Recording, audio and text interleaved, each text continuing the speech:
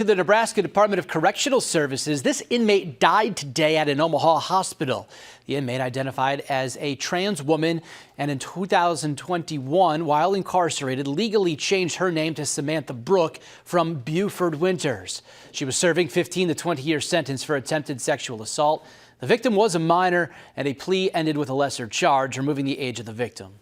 Brooke had a parole eligibility date of January 12th in 2017 and a tentative release date of January 8th of 2026.